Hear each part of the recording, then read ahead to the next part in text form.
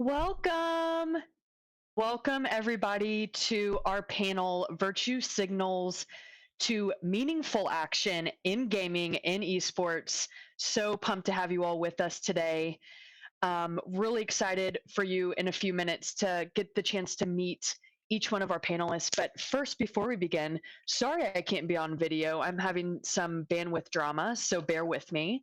You'll hear my voice, though, as the moderator. But my name is Lauren. I'm with the Equity Gaming Project, and we aim to create reflective and immersive learning experiences for game designers, developers, and organizations that are working to create content more consciously. So, reducing negative stereotypes, harmful beliefs, and norms, because we know that this medium in esports, in gaming, is super, super powerful. So, we want to own all that power that comes with it and use that force for good. So, with that, I'll hand it over to Jen and Joni to maybe give a little intro about Wiggy. Thanks for hosting this panel today on Twitch. Absolutely, thank you. So thank you for having us. I'm the CEO of Women in Games International. We are a 501c3 nonprofit organization. We focus on cultivating resources to advance economic equality and diversity in the global gaming industry. We are in esports, we're in video games, we're in tabletop gaming, and we are excited to be here to be part of this amazing conversation. So thank you so much for having us. I'm Jen. I am the Director of Global Partnerships at Wiggy. So if you get into contact with Wiggy, you will most likely be talking to me. And that everything Joni said, pretty much. Excellent. Hey guys. Jihan, Oh, go sorry. ahead. Go for it. Nope. Oh, okay. I am Jihan. I am the co-founder of BeatBotics, an esports awareness company that brings resources to minorities, specifically in the Black and Brown communities, so that they can have the education and access to understand STEM careers, specifically in esports. Amazing. So thank you all. I know we got into some of the intros, but I wanted to circle back and ask each one of you, starting with Jahan, what is, how do you identify what your identity and experience means to you in the gaming industry and kind of how that relates to accountability? Sure. I go by, I have a saying, I'm just a mom. And that's really what I am. I'm a mom of a gamer who enjoys gaming, but I've been in education for about 15 years. So I've seen what resources are lacking within the Black and Brown community when it comes to esports and gaming, but the excitement and the innovation that they have in their eyes when you talk about Madden or when you talk about Fortnite or Call of Duty, it's the same type of access that they should have and should be able to understand the careers that they have within arm's reach that is taking over the world. Amazing. And Joni, let's pop over to you. Same question around, how you identify and how your experiences and identity influences your work and what that means with how you define accountability in the space. Absolutely. So, as CEO, I am leading Wiki's strategic planning and restructuring. 2020 really gave us an opportunity to take a step back, and we've adapted, redesigned, and advanced our work towards promoting economic equality and diversity in the global games industry. We are continuing to pivot and grow and extend our definition of the games industry to include additional spaces, additional roles, and we're really just trying to get more women in there. As for how I identify, I've definitely, had a lot of pieces, faced a lot of, personal struggles that I am now trying to identify all of those barriers and help other women tear down the barriers and really create that opportunity for access and get more women in the space. Yes, snap in hard over here to everything you said. I love it. And Jen, if you could share, same question, a bit more about yourself in that way. Okay, my identity story is a very long, convoluted novel, but I will say, Welcome. my context, real quick. I was born in South Korea. My mom's Korean. I'm actually half Korean, and so being a white passing a person of color in a predominantly white male space, in a predominantly just American westernized kind of culture thinking, has greatly influenced my need to do the work that I do, because there's a lot of I grew up very much like isolated for many reasons, and so because of that and all the invisible identities that I carry, I want to be a representation of that for others in the space. Amazing. So, spoiler, I'm definitely going to be polling folks on that. I loved that, how your identity influences you, kind of your calling, and how you show up for justice for all people. So, and representation. So, I love that. Jumping into some meaty bits, some of the spicy bits that I've been looking forward to hearing from you all on. The first question I'd like to go through is defining what a virtue signal means to you. And second question, naming a virtue signal that you commonly see in organizations and individuals, just largely in our industry, in our space. Um, and maybe we could start with Joni on that. Sure. I think one of the biggest things from my perspective is the idea that we want to hire more women. There just aren't enough qualified candidates. That is one of our biggest things that Mm, we're trying to tear down that barrier. So if you believe that you aren't finding enough qualified candidates, is it how you're wording your job description? Is it your expectations in a resume? Is it, specific skill sets that we could be accomplishing with our community? So one thing Wiggy is doing is, if that's truly what you believe, then get in front of my community and tell my community, what is it that you want to see on a resume? What specific criteria is it that we could be presenting or saying in a different way that maybe then you would see us as a qualified candidate? And so that's just finding those barriers and tearing them down is really the biggest piece that we've been pivoting into, and helping candidates build that skill set. So using the company's, personal beliefs or findings to help our community then empower themselves and open those doors. mm. I'm gonna ask a follow up there for you, Joni. What do you think is kind of the source of this? I can't find the right candidates. Like, how do we get here? This legacy. Yeah, absolutely. I think there's a lot of different factors. If you're putting your job postings in the same spot every time and you're not finding the right candidates, maybe you're not posting your job in the right space. If you're wording it in a specific way that's very maybe it's aggressive, or maybe it just doesn't feel as inclusive, that could also be another piece of it.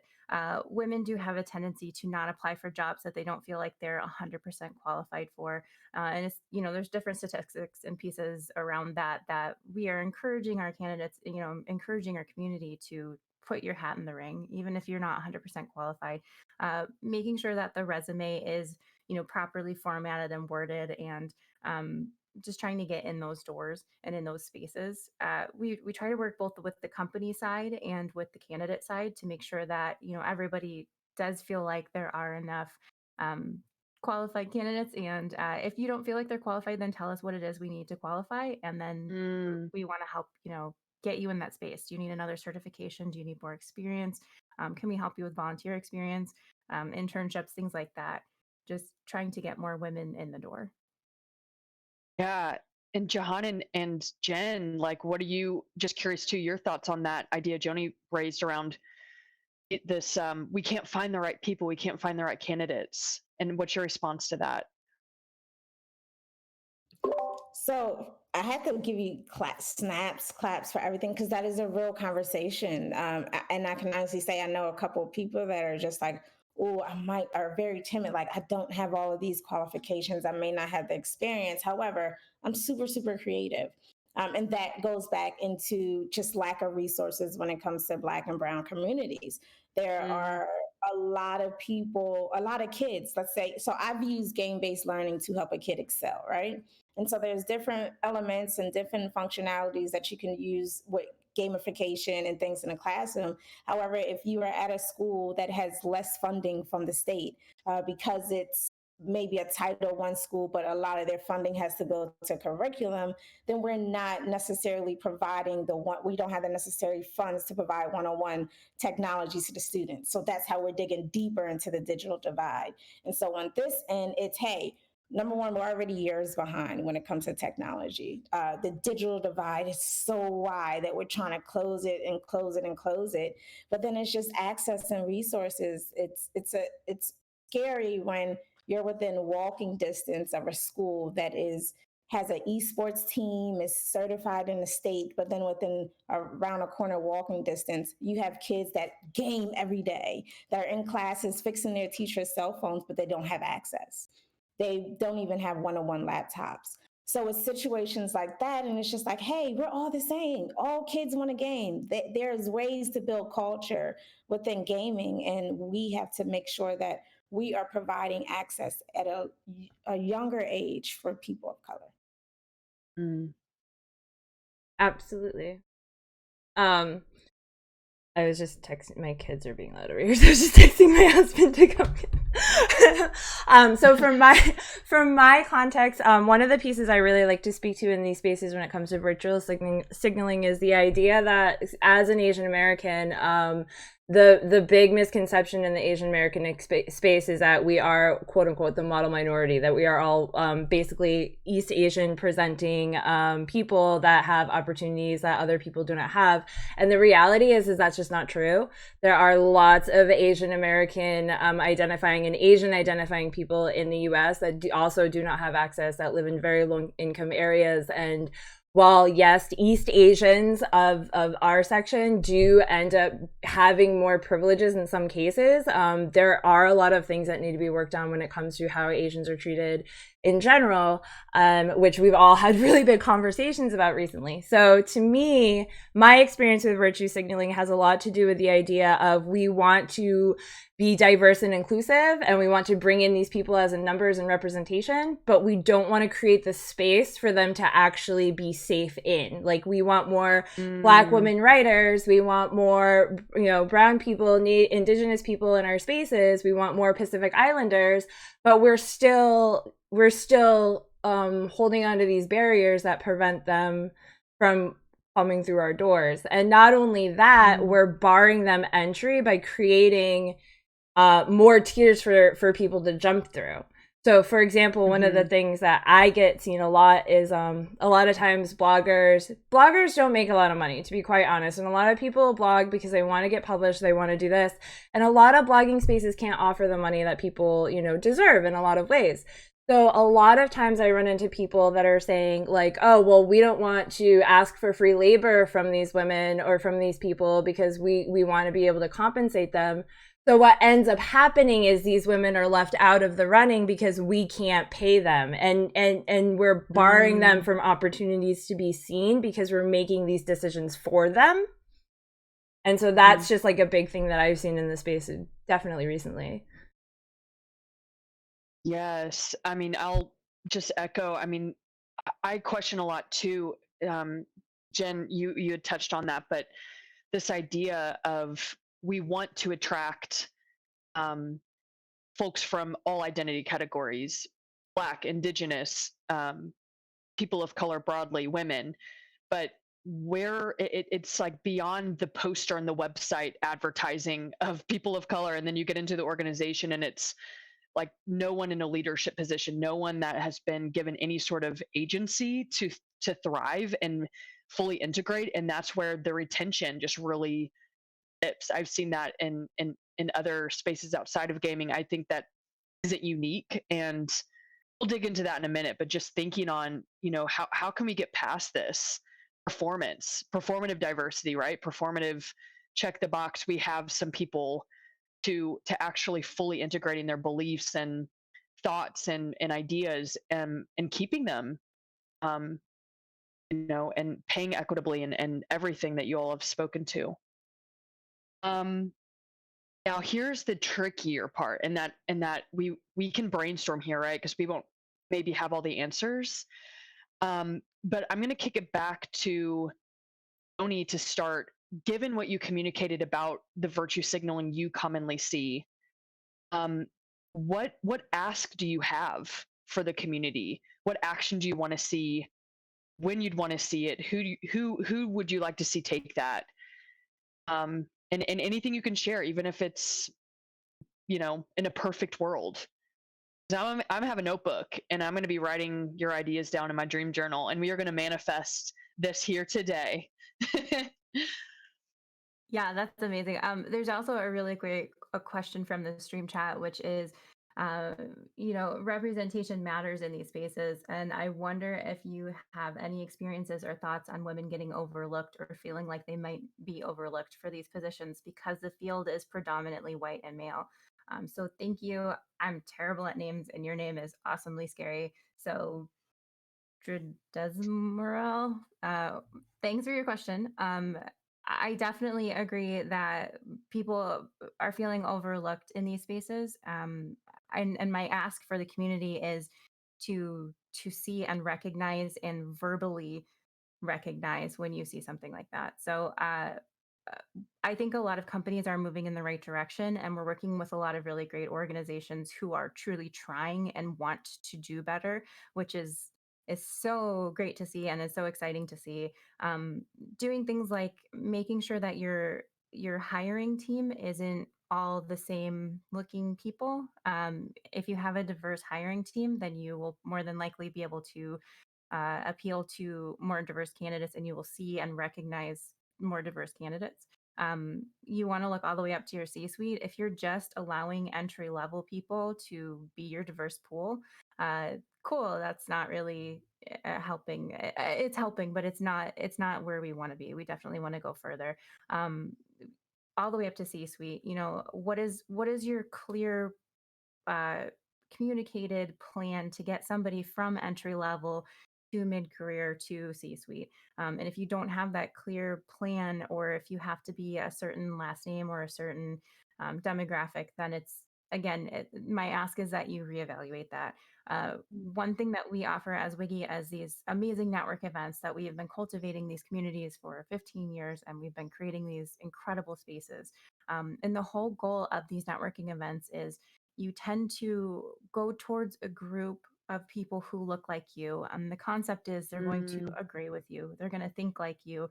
They're going to, promote all of your ideas. And what Wiggy is more standing for is we want you to go towards a group that doesn't look like you, and we want them to challenge you, and we want those challenges and that difference in thinking to be the thing that really creates, the new game, the new protagonist, the new concept at your company, and that diverse thinking, and that new way of moving forward is going to be that representation that makes the difference for the girl who's 8 years old and playing a game to go, wow, I look like this character. I could be this character. And then you start thinking, I could be in this space. Now there's a female CEO, there's a female, whatever role it is, if it's CMO or CFO, I could be that person. That person looks just like me.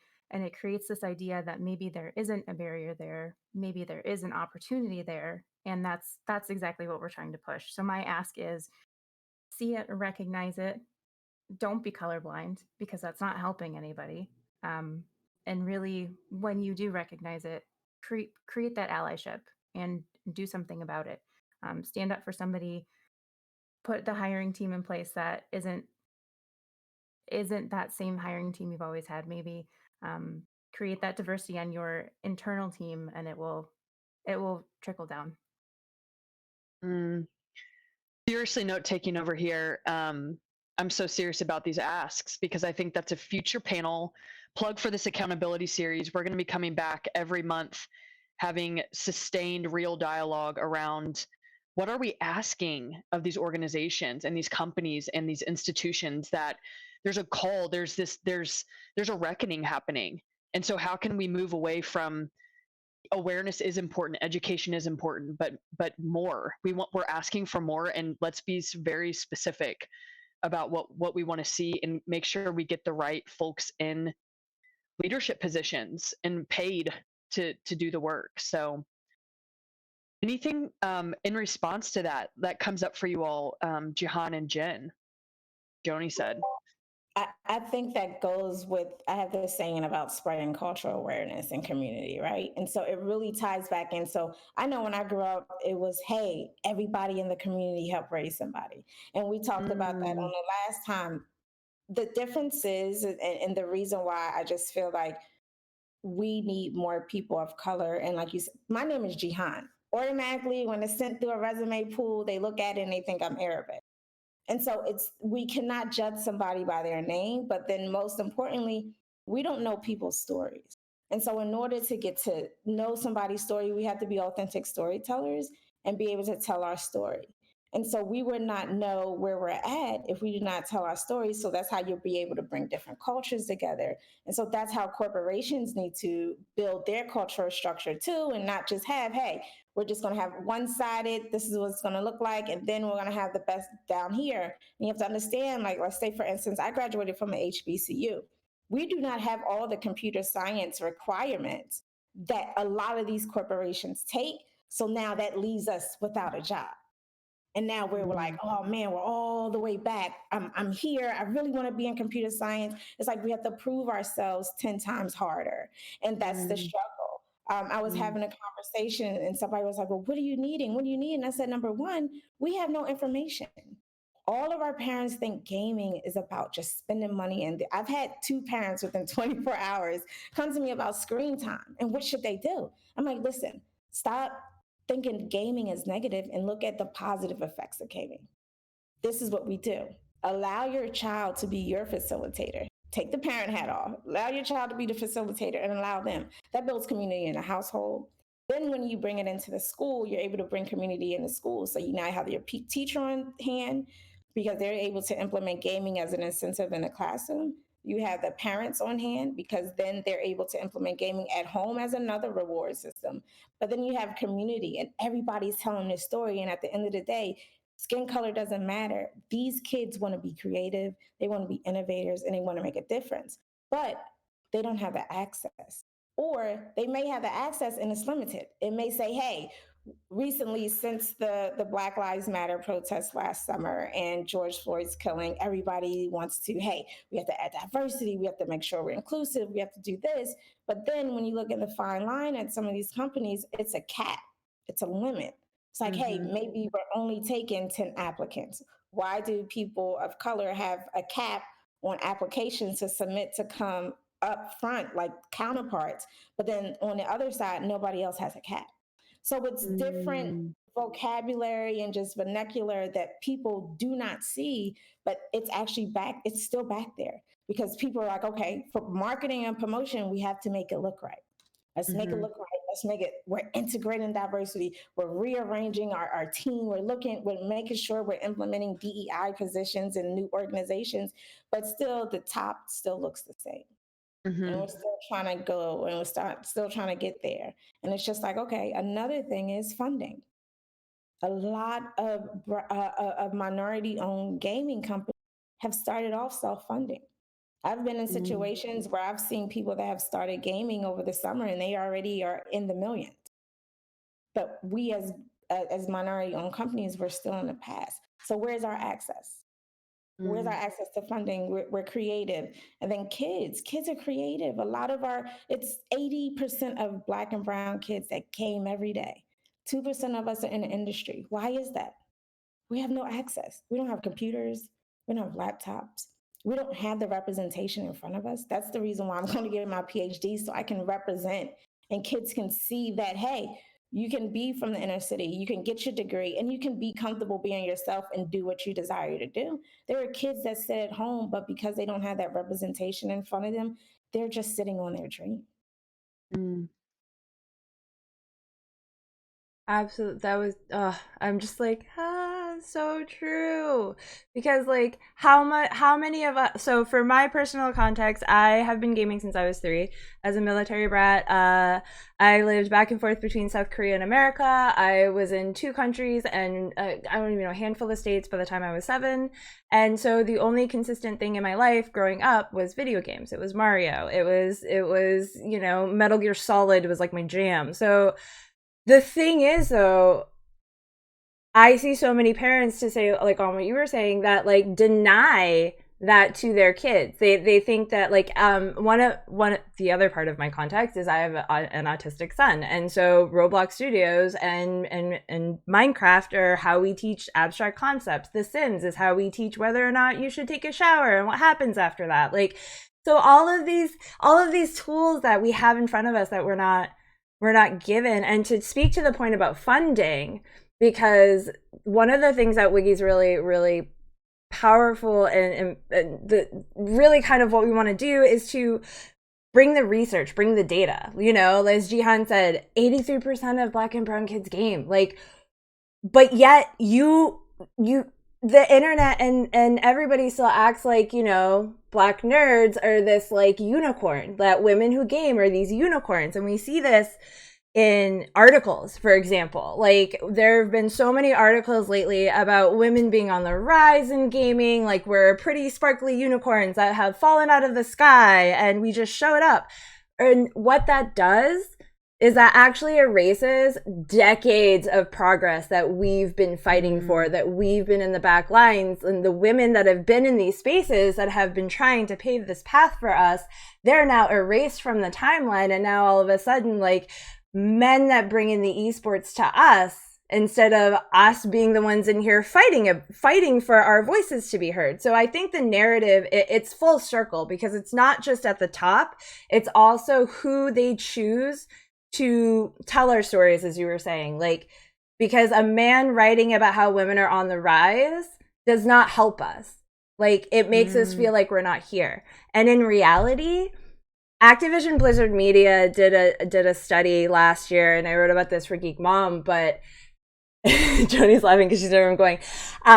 It actually turns out that 71% of moms play some type of video game, whether it's mobile, and actually most of those women who are moms that play video games play cross-platform, which is not something that you see when you're talking about gaming. And moms in gaming spaces were often considered like the tech illiterate person that comes in to yell at our kid to get off the game we don't understand, when in reality, we've been playing them longer than they have. In fact, we probably introduced them to Call of Duty or Minecraft or something, you know? So that whole aspect of like, that we don't exist and we're just showing up, and that like this is like, oh my gosh, who are these unicorns? Like, we've been here the whole time. And I think that narrative adds to that, creating space for us to kind of realize that we're not brand new. Like, you just need to move over.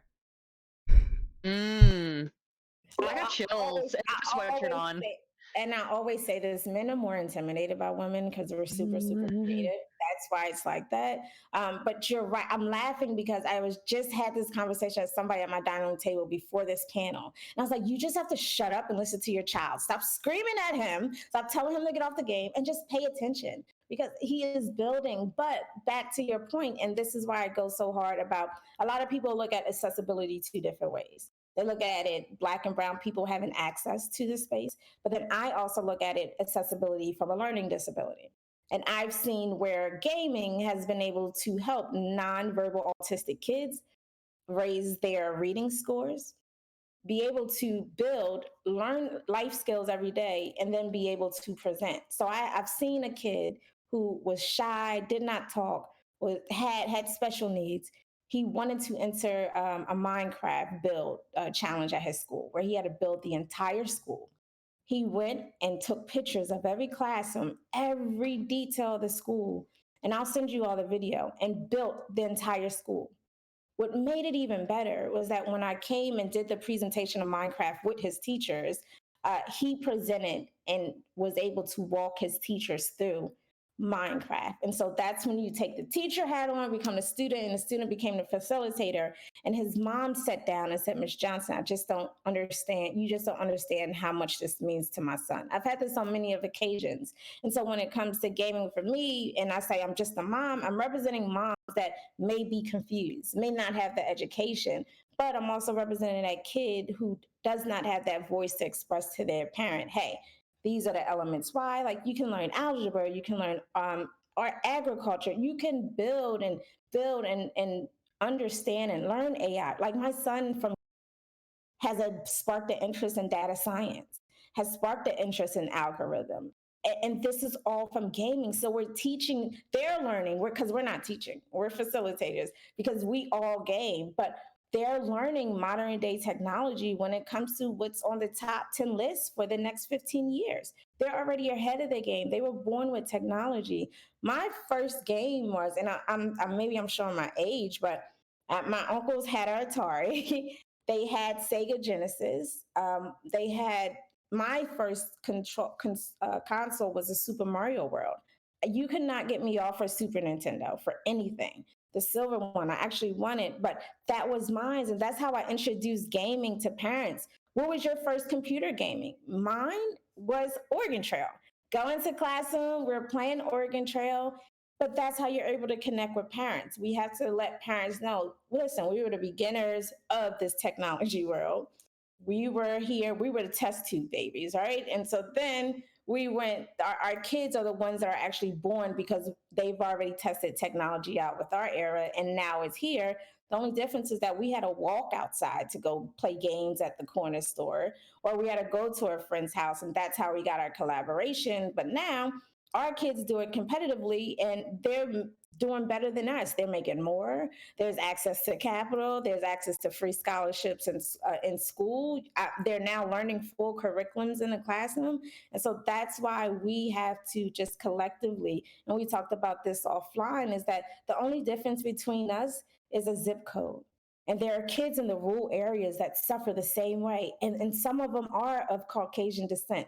And so they're lacking access too. And so when it comes to that, it can be any type of girl. She could be in beauty and she does not know that she can represent the beauty industry in gaming.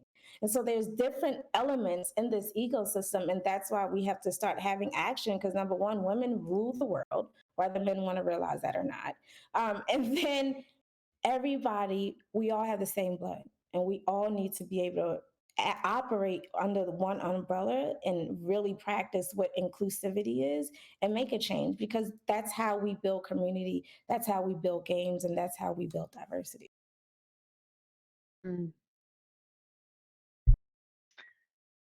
That's awesome. Yeah, I'm having some feelings about everything that you all have said. Again, taking notes. So I'm just going to circle back to Jahan and Jen real quick and summarize, because there was so much here, and I'm going to be sharing this both on our LinkedIn and Twitter so people can follow along on here's what we're asking. So Jahan, I want to just recap.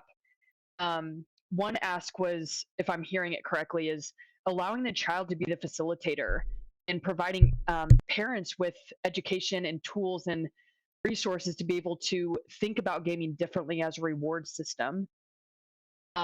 You also named lack of access to tech products, like just common hardware, everything that would be needed kind of to play a game in the traditional sense, and how that might differ. You mentioned something interesting around the cap on applications as well, and a call to remove that, and why is that disproportionately affecting Black and Brown communities versus others. And then another was, the lack of funding for minority-owned gaming companies, self-fundraising. But why isn't this money coming from institutions that have that access? So I guess my question is there anything else that you want to add to these awesome actions that you're calling out to the universe? I do have something to say on the funding piece. Yes, please. So what a lot of people don't understand is there are a lot of things called angel investors and venture capital. And so basically, yes, you can build a startup company, and yes, you can have all the money in the world. You can probably do it that way. But a majority of gaming companies and a majority of tech companies get investors, and those investors put up that money so that you can build your product or whatever you want to do. Here's the thing about those investors. Those investors are mostly white males. And when you look at the numbers, there's a big push right now on LinkedIn, and I thought it was really interesting.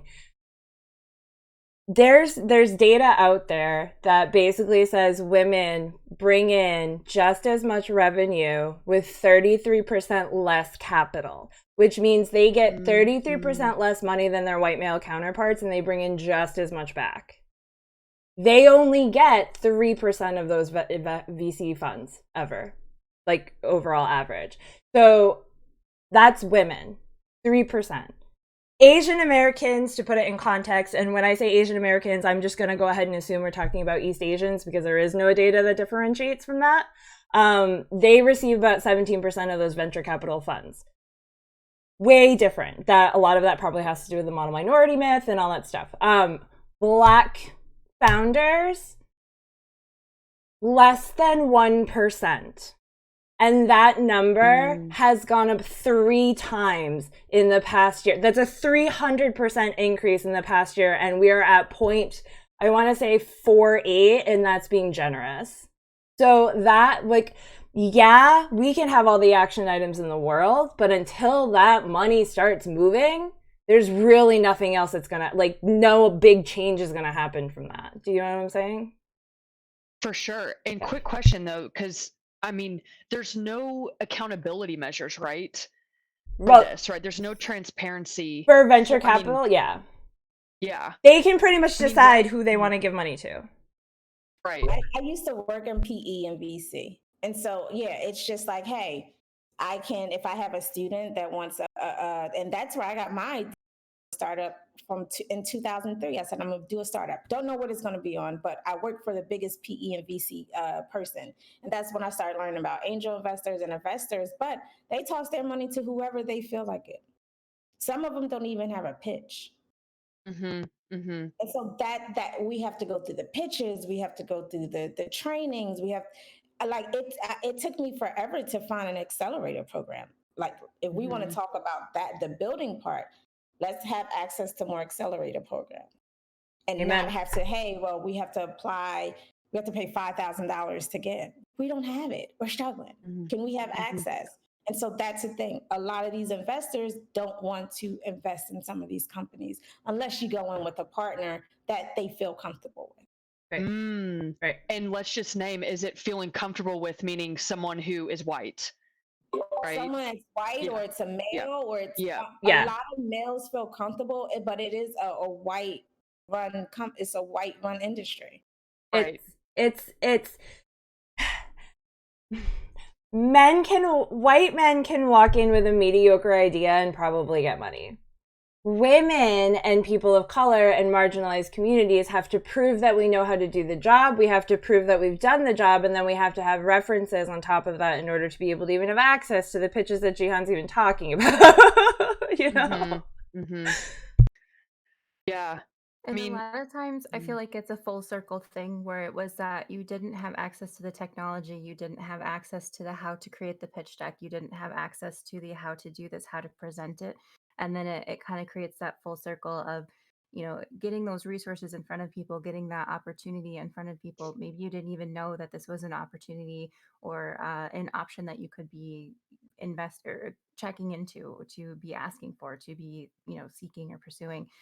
So again, creating those resources to train people on how to create that pitch deck, give them access to that technology, get in front of the people that they need to be getting in front of to have those conversations is, again, the thing that we are definitely not anti-men. We are definitely true equality for all, and making sure that everyone really has a seat at that table and knows the conversation that they could be having and they should be having when they are getting in front of people is really our biggest push right now. So finding those barriers and then eliminating them. Yeah. I mean, I think a theme, and this is not unique to this panel discussion that we're having now, this is literally in every space, and I just want to call it out as a truth, is that there is you know, a lot of calls to white men, right, in the gaming space, in every space, of harm is being done in this particular way. There's barriers, there's inequitable pay, there's misogyny, there's racism, etc.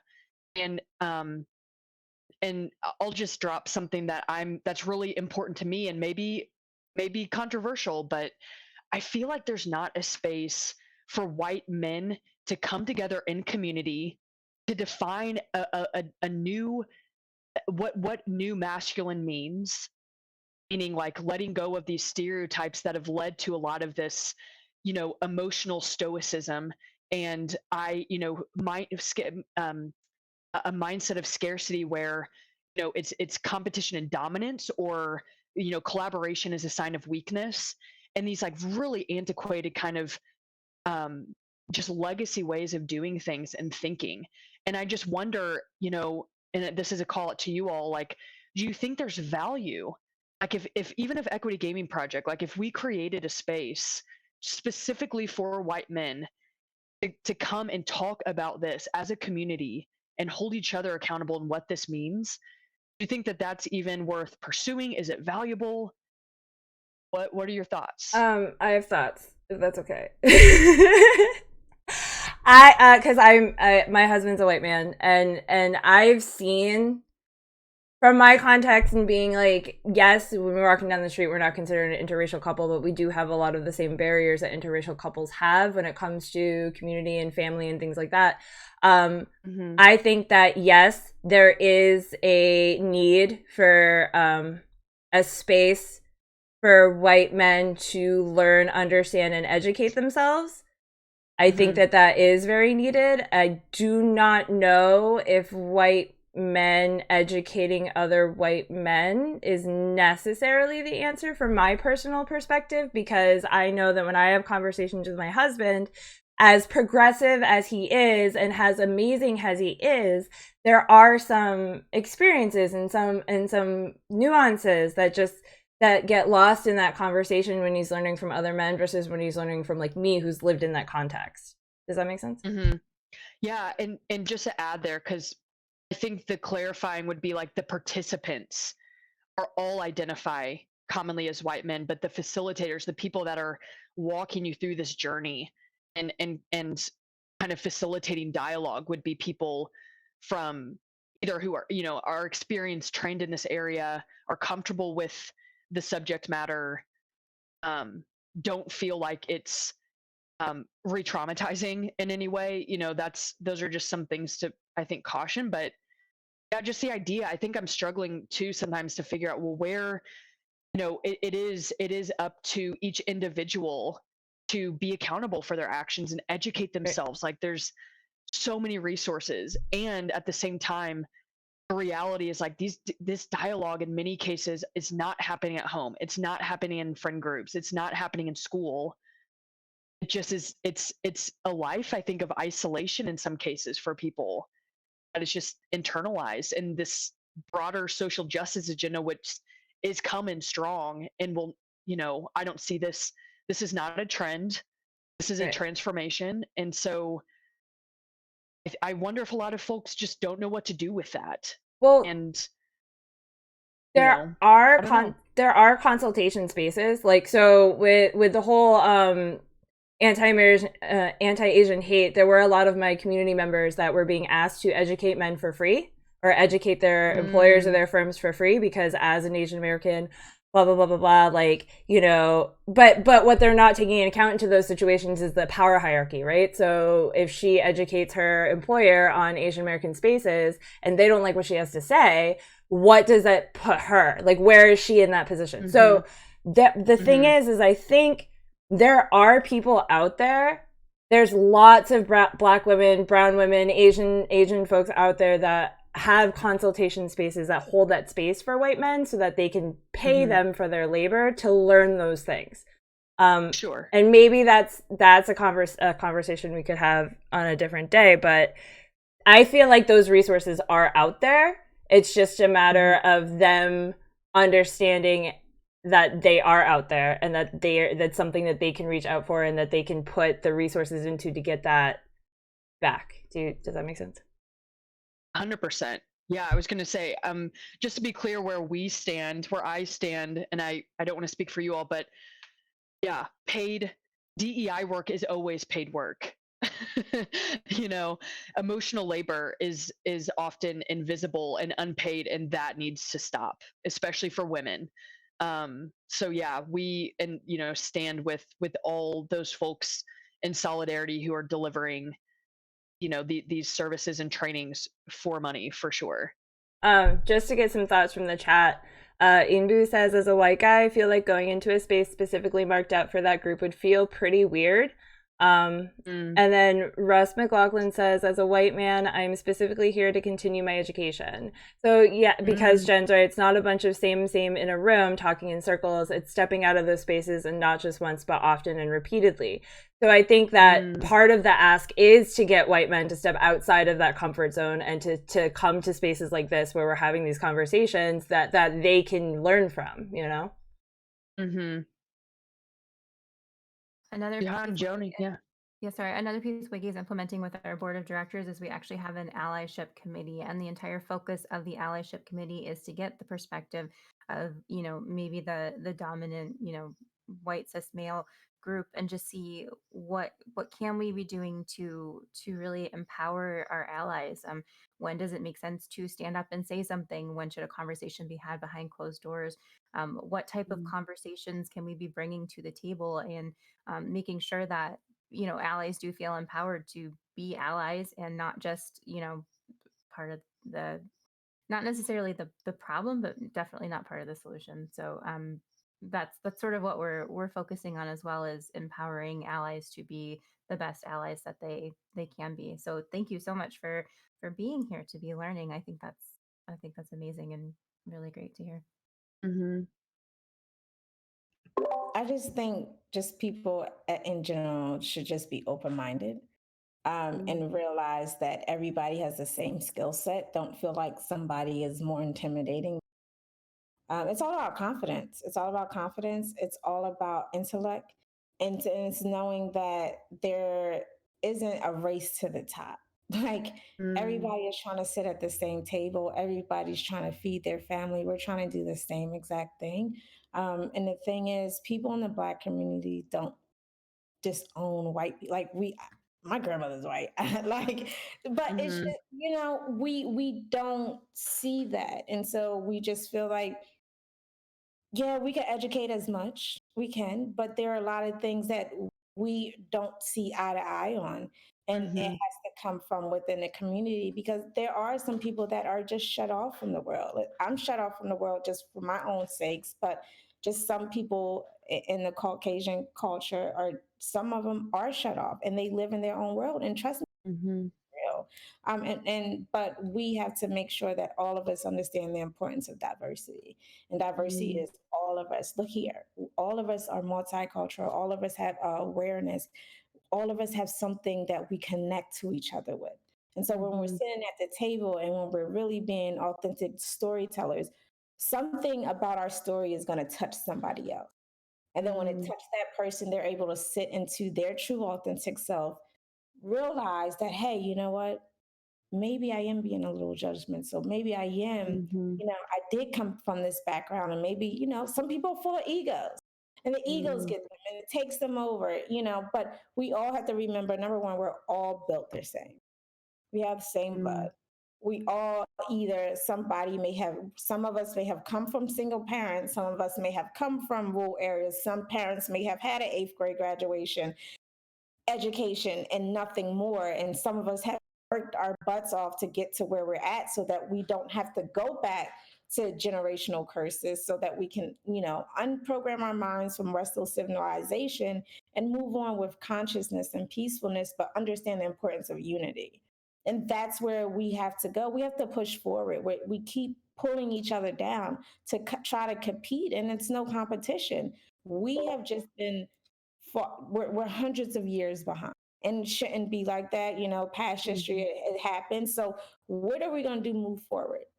We've done all our protests. We're finally getting somewhere in the court system. We're not there all the way, but we are still. I'm in a startup with somebody, and they said that when they graduated college in the 90s, it's the same percent of minorities in that field in tech today. And so we have to come together and like, how can we put this together? And this starts from elementary school. If I am in the city of Irvine, kids have access to gaming and esports. Here in high school, here in Georgia, in our public schools in the inner city, they don't have access to it. That's the comparison. So we have to come together and take race out. I'm done. I'm over with race. Take it out, come together and realize that we are all one. And how can we help each other out? Mm. That's beautiful. And just to piggyback off of that too, I love that you said that, like, take race out of it, because race isn't the only way that we are held, or, like, you know what I mean? It's not the only thing. And I think that that's getting lost in conversation, because I've seen lots of people where they're like, diversity panels are called out because they're not diverse enough, because they don't have this or they don't have that. And it's really from someone whose entire existence is based on an invisible identity, it's really, like, important to understand that we have these invisible identities, thank you, Joni, that aren't, you know, like, my son doesn't look autistic, I guess, but he's still going to have those barriers that we're going to need to work through. And because people assume that he doesn't have an identity that is marginalized, they're going to treat him as if he's, you know, maybe not as intelligent as he actually is. So that's a perfect point. I just wanted to, like, thank you. Mm-hmm. Yeah, and thank you all. I know we're just right at time, but yeah, I want to echo that too. I know we had a little, and I initiated that little vortex of discussion around specifically white men, and yeah, I want to name exactly what you all have said. I mean, it's so much more than this, and seeing each other as people. And I think it's a lot of unlearning. That was a great ad I heard earlier. So starting with Jen, and we'll go down the line, like, any final wrap up thoughts before we close out today? I guess I would just, everybody is doing, one of my favorite quote ever from dear friend Rosemary, everybody is doing the best they can with what they have, and Yes. we're all on our own soul journey. So maybe you don't agree with something that someone says, maybe you don't necessarily like the way it was said or whatever, but I really think that we should get down to the soul level with each other and really, like, understand that we're all just, you know, the universe having human experiences. And if we think about things that way, it's a lot easier to see people for their potential than it is for the box that we decide to put them in. I love that. Joni, any final thoughts from you? I definitely think conversations like this are important. So I want to thank you for hosting this and for getting us in front of people, and for everybody for attending and joining in on chat. I think that's amazing. I think for me, the biggest learning I've always had is representation matters. Seeing somebody like me dominate a boardroom immediately changed my career trajectory, and just instantly. And I began to aspire to do more and be more and become more. And keeping in mind that that person didn't even realize she changed my life until years later, when I, you know, probably overshared and let her know. Uh, Keeping that in mind, being an advocate for yourself, being your best advocate, being your loudest advocate, is going to be more than just you standing up for yourself. It's going to be what everyone else sees when they look at you. And so you have no idea the impact standing up for yourself could have on someone else's life and trajectory. And so I always encourage people to stand up for yourself as you would your best friend, or you would someone else in your shoes, because it could be that you are making a bigger impact with that trickle down effect than you realize. So keep being amazing, and thank you everybody for joining us and facilitating this conversation. And one thing, because I'm gonna plug Jihan for a second. I wrote down what she'd said around something about your story will touch someone else and help them step into their authentic self. And I'm like, boom. that like perfectly bridged what you said. And lastly, on to you, Jihan, if any final thoughts? Number one, this panel was amazing. Our offline conversation, amazing. Sorry, I knew this was gonna be great. We're the 3Js. That was my nickname for us. Yes. But it was needed. I've never been on a panel where Caucasian women called out their counterparts, and I sat silent to reflect, because it's different, it's new, but we have to have this. It's unpacking your authenticity and sitting in your space and realizing, okay, how can I move forward? And at the end of the day, the quote of my favorite group Maze feature Frankie Beverly, we are one. We are all one. We are all one. We are all community. I call you all my sisters because that's what we are. And we have to move forward when we have to think like that, because in order for us to move forward, we all have to help each other out. And we have to build that ecosystem so that we're strong and nobody can tear us apart because we're family. Mm. I just want to say again, because I love that so much. And in our history, in our ancestry, in many cases, for many of us, it's been a narrative of domination and hierarchy, and that's been a false standard and a false default and a false truth. And I can just say, with the group right here in this space, this is not what we are envisioning something totally different, where we can collaborate and lift each other up, and there isn't this competition and kind of cutthroat either or way of thinking about things, that we can all win and support each other. And that is, I just see so much potential. And I'm just going to name for 1 second, special thanks to each one of you, Jihan, Joni, Jen, because Equity Gaming Project is super new, and we're new to the space, and that can be hard. No one knows who you are. You're like, does anyone even care like what we're trying to do or what we're saying? And it's just kind of fighting on noise. And I'm terrible at social media. Like, there's a lot.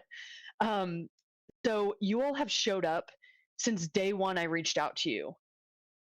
Remember, even Joni, the first person, I think you were the first week that I was like, maybe we could start something new, a new way to teach folks about how to create differently. And you were just like on board the first day, and you didn't qualify. Well, let me see your portfolio of work history. Like, all these standards, you believed in what I said and gave me the benefit of the doubt. And frankly, I don't know if everyone can do that. So love to each one of you. I know I've met you at different points this year, but like, each one of you have showed up for this organization, and I see for each other. And it's frankly blown me away. I've never experienced like anything like that in my career. And I've been at it for a minute. So love to each one of you. And yeah, I know we're a few minutes over time, but thanks to everyone who joined today. And I'm just going to say, my intention is to hopefully make this a regular thing, maybe a regular group, because there's a lot that you all have to say. And I want to make sure we can elevate that and center that as much as possible. Thank you so much for having us. It was just like, thank you. This is amazing. Thank you, everyone. Yeah. Thank you, folks. We're going to wrap up, but feel free to get in touch with each one of us. We'll send out links through social media. So support our work. Yes, we support each other, uplift each other. Let's help each other out in advance. So, yeah. Oh, and let's not forget, Wiggy. I saw your article, and you guys are you guys top in LA? Is that?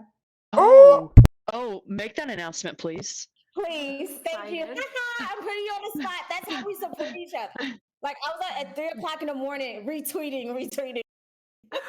I know. I got an email from these people that posted an article, and we are one of the top esports companies highlighted in an article for esports companies in Los Angeles for 2021. So this was our first year being in esports. We are trying our best to drive impact to get more females in gaming and get exposure to the ability to include women in the esports space. And we are so excited, and we are so honored, and we are so proud.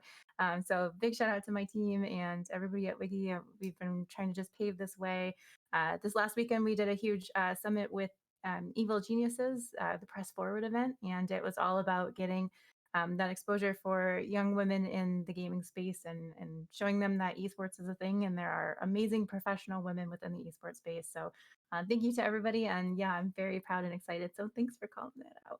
And just a quick note to piggyback off that, you do not need to be a gamer to be a woman in gaming industry. You can just be, like, skill sets are totally transferable, so don't think like... I'm not a gamer, so thank you. Anybody watching, I am individual. I'm not a gamer. I support the gaming. Yes. However, I understand the back part. And so I could not let us get off this call without actually showing up and providing action of what we talk about, and that's supporting each other. I'm so proud of you all. I sent it to all my group chats, and I highlighted you all. And so I just wanted to shout you all out, because it is tomorrow's Wednesday, right?